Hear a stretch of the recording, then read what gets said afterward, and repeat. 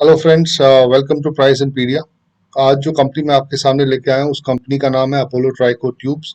बहुत ही ज़बरदस्त कंपनी है। तो इसके फंडामेंटल्स हम समझने की कोशिश करते हैं। हम इसका क्वांटिटेटिव एनालिसिस करेंगे, इन द सेंस हम इसके सारे नंबर्स चेक करेंगे फंडामेंटली, और फंडामेंटल एनालिसिस करने के बाद हम इस स्टॉक का टेक्निकल एनालिसिस करेंगे, जहां हम हर टाइम फ्रेम में जाके देखने की कोशिश करेंगे कि स्टॉक का ट्रेंड किस तरीके से है, और सिंस इंसेप्शन स्टॉक ने कितने रिटर्न्स दिए हैं, और प्री कोविड जब वो कोविड फॉल आया था उसके बाद स्टॉक ने कैसा परफॉर्म किया, और क्या इस वक्त स्टॉक में एंटर किया जा सकता है। हम जानेंगे कि स्टॉप लॉस और टारगेट किस तरीके का होना चाहिए ऑन लॉन्ग टर्म और ऑन शॉर्ट टर्म बेसिस। तो सबसे पहले हम डिस्कस करते हैं इस स्टॉक का मार्केट कैप। तो अगर आप इस स्टॉक के मार्केट कैप को देखें तो ये कंपनी करीब करीब 4,857 करोड़ यानी कि 4,857 करोड़ का मार्केट कैप है इस कंपनी का, जैसा कि आप यहाँ पर देख रहे हैं। और उसके बाद इस कंपनी का जो आरओसी है दैट इज अराउंड 43.9%, और आरओई जो है वो करीब करीब 41.7% है। आरओई और आरओसी इतना ज्यादा होना एक बहुत जबरदस्त चीज है। जैसा कि मैं आपसे कहता आ रहा हूँ कि आरओई आरओसी जो है 20% से ऊपर होना चाहिए, लेकिन यहाँ पर इसने हमारी एक्सपेक्टेशंस को भी काफी ज्यादा एक्सीड किया हुआ है, और इसका जो आरओसी और आरओई है वो काफी बेहतरीन है। जैसा कि आप देख रहे हैं 43.9% यहाँ पर है, और यहाँ पर 41.7% है। उसके बाद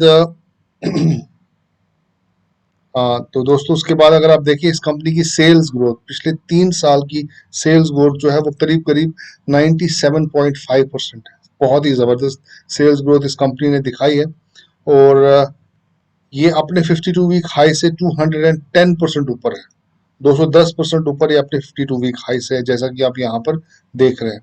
और अगर हम इसका एफआई होल्डिंग देखें वो भी इंक्रीज ही हुआ है, हालांकि कुछ ज्यादा इंक्रीज नहीं हुआ है, इट्स इंक्रीज बाय अराउंड 0.25%। तो इसके बाद इसका जो मार्केट कैप है पिछले 3 साल पहले जो था वो सिर्फ 336 करोड़ था, लेकिन आज की डेट में इसका मार्केट कैप जैसा कि आपने देखा इट इज अराउंड 4,857 करोड़। तो यहाँ पर कंपनी सिर्फ 337 करोड़ का मार्केट कैप 3 साल पहले था, और आज की डेट में 4,857 करोड़ है। तो आप इससे अंदाजा लगा सकते हैं कि ये कंपनी किस तरीके से पिछले 3 साल के अंदर ग्रो हुई है। तो आगे बढ़ते हैं। अगर आप इसका सिर्फ चार्ट देखें तो चार्ट में हमें ये पता चल रहा है कि जो स्टॉक का प्राइस है वो अभी उसकी 50 डे मूविंग एवरेज और 200 डे मूविंग एवरेज के ऊपर है। तो ये तो हुआ हल्का सा टेक्निकल टेक्निकल एनालिसिस, हम बाद में अच्छे से करेंगे। तो अगर इस कंपनी के प्रोज को हम देखें तो कंपनी का डेब्ट जो है वो काफी कम हो चुका है। कंपनी अच्छा क्वार्टर देने वाली है, और इसकी जो कंपाउंडेड एनुअल ग्रोथ है 5 साल की वो करीब करीब 537.18% है, जो बहुत ही जबरदस्त एक नंबर है मेरे हिसाब से। आरओई जो कंपनी का है दैट्स अराउंड 28.54%। तो यहाँ एक चीज मैं देखना फिर से चाहूंगा आपके साथ, वो होगा डेब्ट टू इक्विटी रेशो। बहुत ही इंपॉर्टेंट रेशो है। तो यहाँ देखिए आप डेब्ट टू इक्विटी रेशो जो है वो करीब करीब 0.20 है, जो कि बहुत ही कम है। तो कंपनी एब्सोल्युटली डेब्ट फ्री कंपनी है, तो यहाँ पर भी हमें ऐसी कोई परेशानी नहीं होनी चाहिए। तो आइए आप थोड़ा नीचे चलते हैं। इस कंपनी के जो पियर्स है जो इस स्टील इंडस्ट्री में है, उसमें श्याम मेटालिक्स, रत्नामणि मेटल्स, गोदावरी पावर, मिश्रा धातु निगम, वेल्सपन कॉर्प, सरदा एनर्जी। तो मैं समझता हूँ ये लगभग ये सारे स्टॉक्स जो है बहुत ही अच्छी कंपनियां हैं। इसमें आप खास तौर से गोदावरी पावर को जरूर ध्यान में रखिएगा, और श्याम मेटालिक्स को। ये दो कंपनियां बहुत ही जबरदस्त है। इसमें अगर आप देखें मिश्रा धातु निगम जो है ये एक गवर्नमेंट कंपनी है। तो ये इसमें प्राइस मूवमेंट उतना अच्छा नहीं होता, लेकिन फंडामेंटली ये बहुत जबरदस्त कंपनी है। खैर स्टॉक परफॉर्म नहीं कर रहा है जहां तक मिश्रा धातु का ताल्लुक है। तो इस सेक्टर में आपको श्याम मेटालिक्स और गोदावरी पावर पे डेफिनेटली नजर रखनी चाहिए। आइए अब इस स्टॉक के क्वार्टरली रिजल्ट समझने की कोशिश करते हैं। देखिए यहाँ पर क्वार्टरली रिजल्ट शुरू होते हैं, यह कहानी सितंबर 2018 से। तो कितना प्रॉफिट, ये सेल्स कितनी करती थी कंपनी, सिर्फ 1 करोड़ की सेल होती थी सितंबर 2018 में, और आज की डेट में सेल्स कितनी है, 582 करोड़। तो आप खुद ही अंदाजा लगा दें कि इस कंपनी ने किस हिसाब से ग्रोथ दिखाई है, from 1 crore going to 582 crore. बहुत ही एक जबरदस्त इंप्रूवमेंट है। तो अगर ऑपरेटिंग प्रॉफिट देखें तो 0 करोड़ अप टू मार्च 2019, उसके बाद आज की डेट में इनका प्रॉफिट 70 करोड़। ऑपरेटिंग मार्जिन जो है वो करीब करीब 11-12% पे इन्होंने मेंटेन करके रखा हुआ है। इस बार भी ऑपरेटिंग मार्जिन 12% के आसपास आया। तो अगर आप नेट प्रॉफिट देखें तो आज की डेट में कंपनी का जो प्रॉफिट है वो सबसे ज्यादा है, जो कि 48 करोड़ के आसपास है। ईपीएस, अर्निंग्स पर शेयर, तो आप देखिए अर्निंग्स पर शेयर कैसे इंक्रीज हो रहा है। सितंबर 2018 में अर्निंग्स पर शेयर सिर्फ 0.18 पैसा था, और आज की डेट में अर्निंग्स पर शेयर कितना है, 15.769 पैसा। So which is huge improvement. I don't know ये कितने परसेंट आता है, but I think it will be in it's a huge improvement from 0.18 to 15.69. So this is good. तो आप प्रॉफिट एंड लॉस स्टेटमेंट समझने की कोशिश करते हैं। प्रॉफिट एंड लॉस स्टेटमेंट जो होता है वो साल का होता है, तो इसमें आपको हर साल का जो एग्जैक्ट जो भी सेल्स एक्सपेंसेस, ये ऑपरेटिंग मार्जिन, ये सब चीजें आपको साल के हिसाब से पता चलती है। तो अब इससे पहले हमने क्वार्टरली रिजल्ट देखे थे, अब हम ईयरली रिजल्ट चेक करते हैं। तो सेल्स अगर आप देखें मार्च 2012, मार्च 2012 में सिर्फ 7 करोड़ थी, और यहाँ पर सिर्फ 0 करोड़ थी। और आप देखें यहाँ से आज की डेट में सेल्स कितनी है, 1473 crore. So you can imagine how far the company has grown. Operating profit 1 crore, 1 crore, 1 crore, 0 crore, 3 crore, और आज की डेट में प्रॉफिट 164 करोड़। ऑपरेटिंग मार्जिन, यहाँ ऑपरेटिंग मार्जिन थोड़ा ज्यादा था, लेकिन उसके बाद इन्होंने ऑपरेटिंग मार्जिन अपना मेंटेन किया है 11% के आसपास, जो कि इस इंडस्ट्री में मैं समझता हूँ बहुत ही एक अच्छा फिगर है। अगर नेट प्रॉफिट की बात करें तो यहाँ देखिए आप, इतने सालों में इस कंपनी का नेट प्रॉफिट क्या था, कुछ भी नहीं। 1 करोड़, 0 करोड़, 1 करोड़, 0 करोड़, लेकिन आज की डेट में ऑपरेटिंग प्रॉफिट कितना है, इट्स अराउंड 105 करोड़। और अगर आप ईयरली ईपीएस देखें तो यहाँ नेगेटिव में ईपीएस था, यहाँ हार्डली 0.01 था, और आज की डेट में ईपीएस कितना है, 34.54। लेकिन एक चीज है कि ये कंपनी डिविडेंड नहीं देती, तो वहाँ आप, मेरा ख्याल है, इस डिविडेंड को इग्नोर भी कर सकते हैं, क्योंकि डिविडेंड उतना बड़ा अमाउंट तो होता नहीं है। तो लेकिन कंपनी ने जो प्राइस में इतनी ग्रोथ दिखाई है, तो मेरा ख्याल है वो डिविडेंड को कवर कर देता है।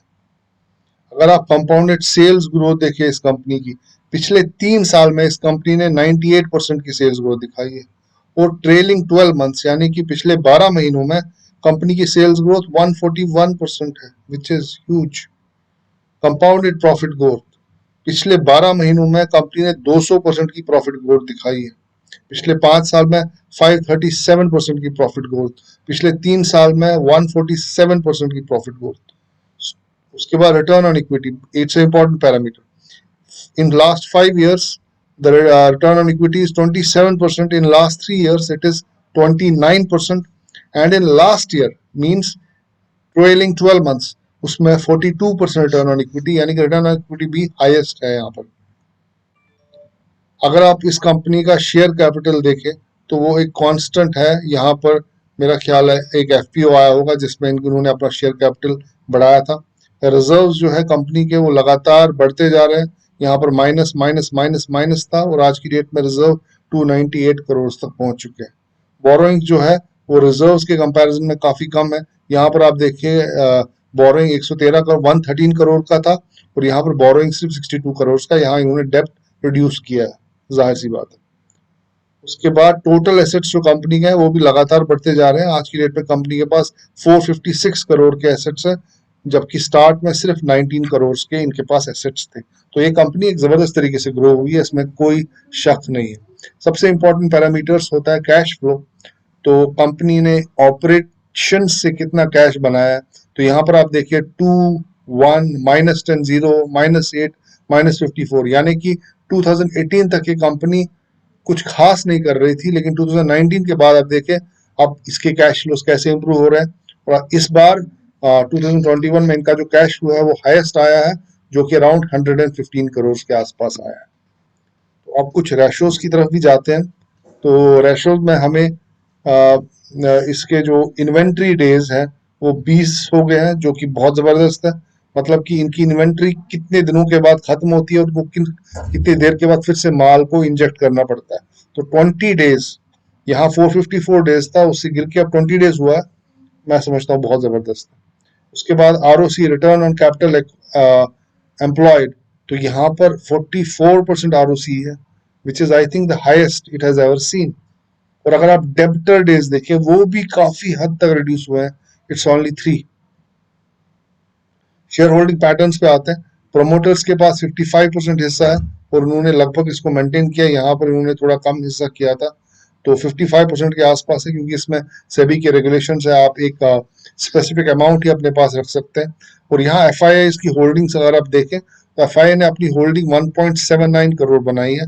तो यहाँ पर एफ आई आई ने अपनी होल्डिंग 1.54 से इंक्रीज करके 1.79 करोड़ तक लेके आ गए। तो डीआईआई का भी इसमें 1.44% सॉरी 1.44% हिस्सा है। पब्लिक के पास करीब करीब 40.95% शेयर्स हैं। तो दोस्तों ये था इस स्टॉक का फंडामेंटल एनालिसिस। तो अब हम इसका टेक्निकल एनालिसिस करते हैं। तो दोस्तों अब हम अपोलो ट्राइकोट के चार्ट पे हैं।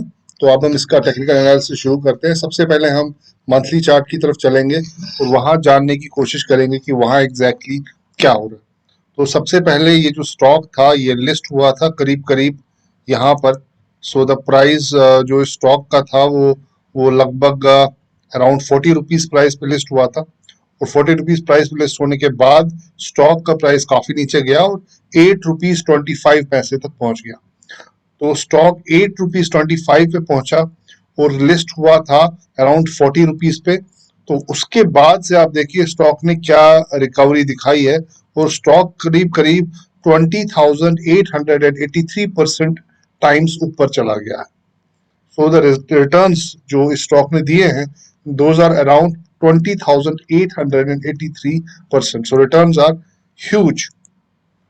तो आइए अब इस स्टॉक की हम मूवमेंट को समझने की कोशिश करते हैं। तो यहाँ से स्टॉक ने एक चैनल बनाई और चैनल के सहारे प्राइस ऊपर चला गया।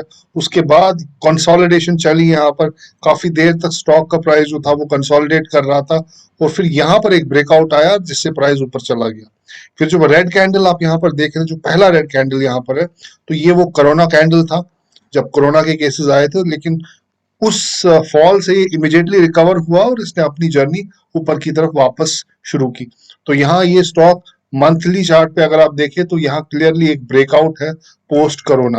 और अगर हम ये जानने की कोशिश करें कि कोरोना के बाद स्टॉक ने कितने परसेंट रिटर्न दिए हैं, तो इस स्टॉक ने करीब करीब 667% रिटर्न दिए हैं पोस्ट कोरोना। तो आइए अब इसका हम वीकली चार्ट देखते हैं। वीकली चार्ट पे हमें क्या दिख रहा है।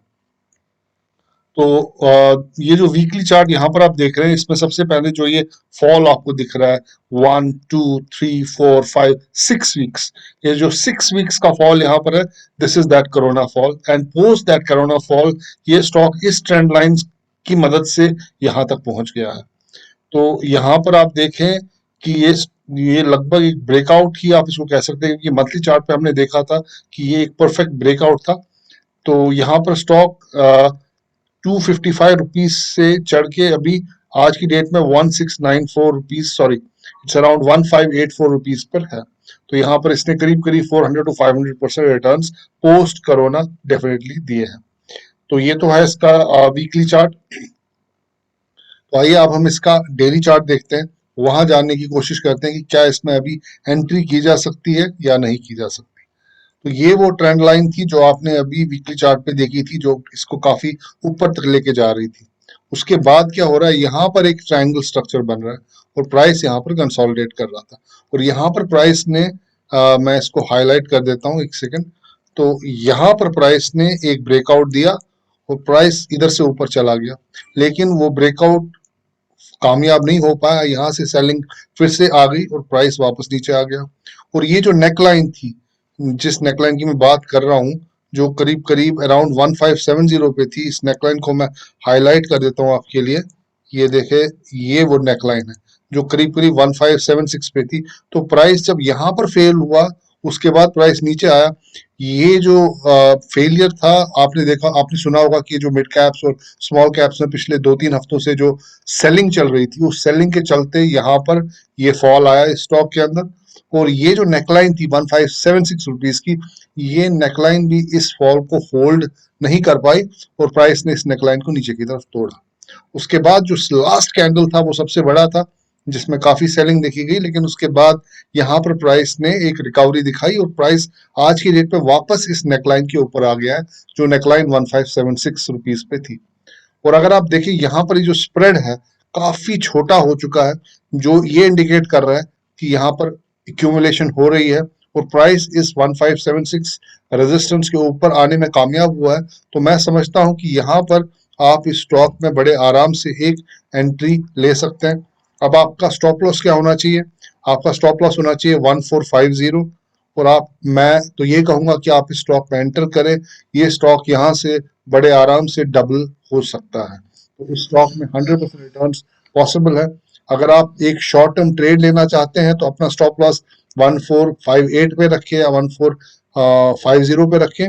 या लेकिन अगर आप एक लॉन्ग टर्म इसके अंदर जाना चाहते हैं और आप ये 100% रिटर्न जो ये स्टॉक केपेबल है देने के, अगर आप वो रिटर्न लेना चाहते हैं तो आपका स्टॉप लॉस जो होना चाहिए वो करीब करीब 1340 पे होना चाहिए।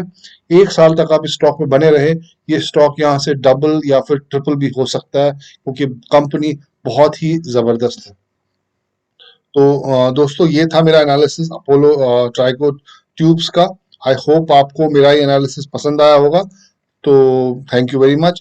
साथ ही मैं आपको ये एक स्लाइड मॉडिफिकेशन है शेड्यूल में, जो मैं आज आपको बताना चाहता था कि अब हम हर फ्राइडे के दिन टेक्नो फंडा एनालिसिस करेंगे और हर सैटरडे के दिन हम टॉप 4 एफएनओ स्टॉक्स मैं आपके सामने लेके आऊंगा।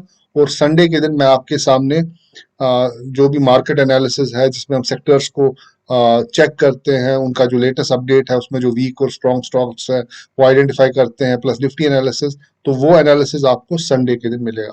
तो इन शॉर्ट, आपको 3 वीडियोस मिलेंगे एक हफ्ते में।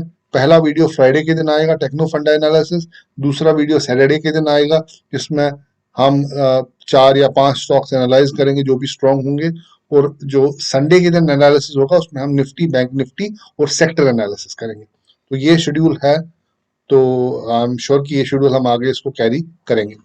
तो दोस्तों, thank you very much for giving me your precious time and have a nice day and thanks for watching this video. Bye bye, goodbye and good luck.